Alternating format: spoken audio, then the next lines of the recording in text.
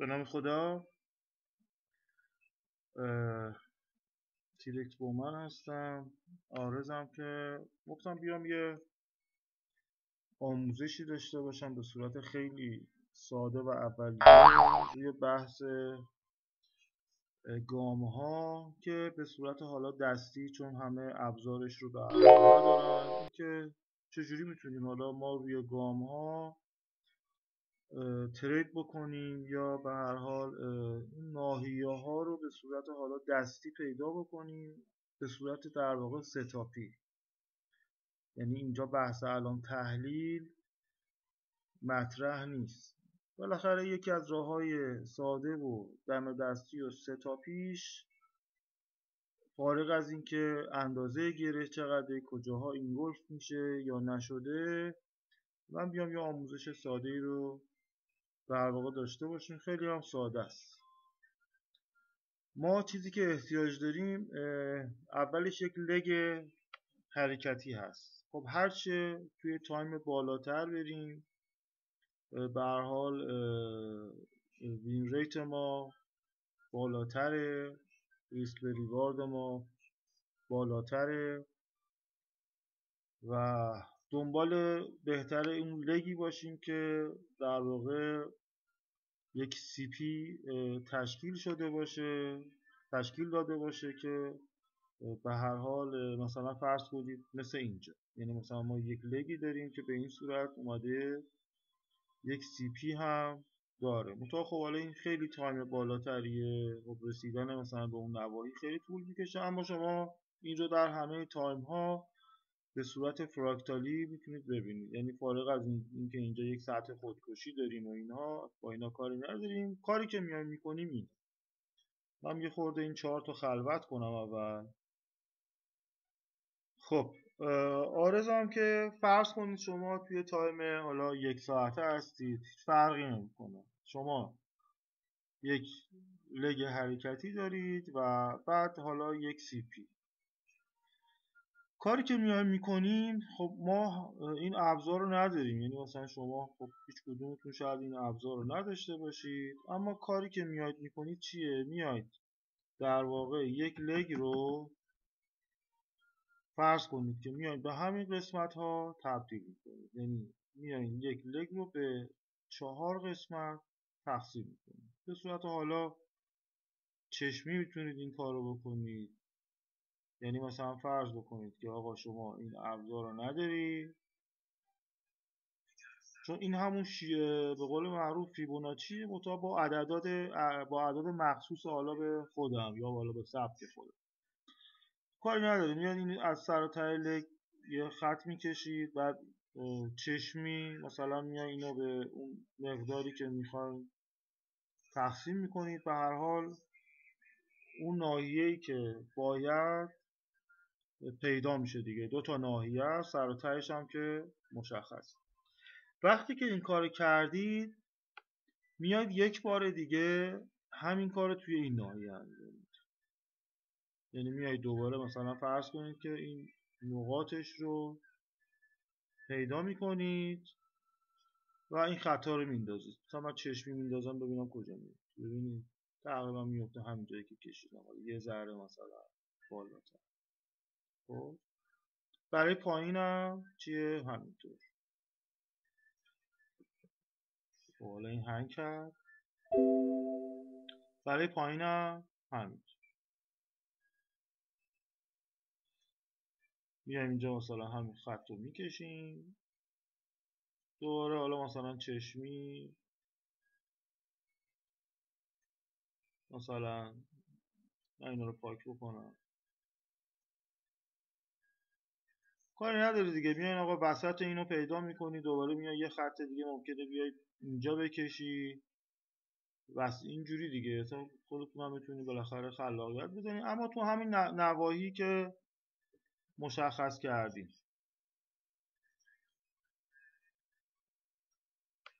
اینها به شما چیا رو داره میده؟ اینا به شما داره گام ها رو میده.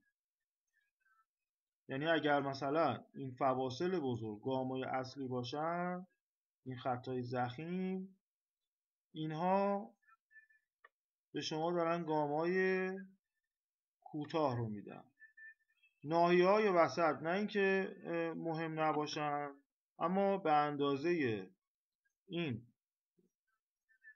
بالا و پایینا مهمترن. چرا؟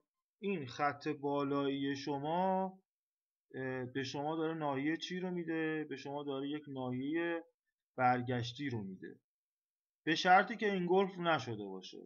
ما نمیدونیم، یعنی کاری فرض رو بر این میذاریم که آقا اینگولف مثلا نشده، یعنی به صورت ستاپی داریم نگاه میکنیم. یعنی اگر مثلا اینجا رو بگیریم میایم تا اینجا، میبینید که میفته تو این ناحیه. اینجا خودش یک ناحیه مهمی هست که به هر حال میتونه برگشتی باشه. فرقی نمیکنه الان چه توی تایم ماهانه باشید چه توی تایم 1 ساعته باشید. و گرچه مهمه شما بدونید این لگ مال چه تایمیه، منتها خب سبکا فرق میکنه. تنها سبکی که تایم میده، یعنی هر جزءش یک تایم فریم داره، سبک تیرکسه.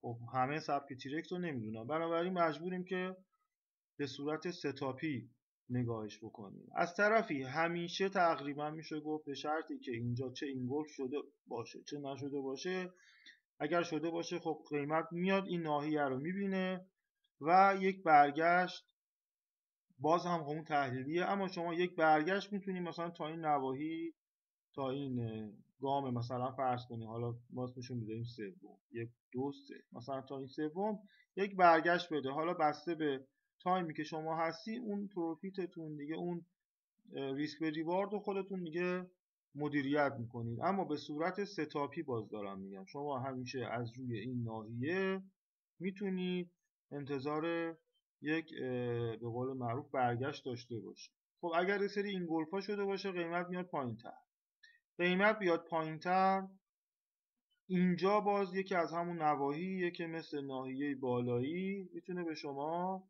یک ناحیه چی بده؟ برگشتی بده. یعنی اگه من دوباره مثلا بیام این رو بزنم که اینم جزوی از اون ابزار کار خودمونه، ببینید باز دوباره به شما یک زون میده توی همین نواحی.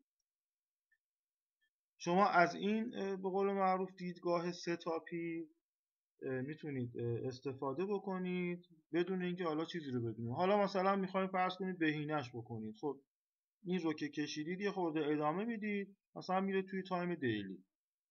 میریم توی تایم دیلی ببینیم چه خبر. توی تایم دیلی شما میای مثلا میبینی که چه اینجوری میشه، اینجا یه گره داری.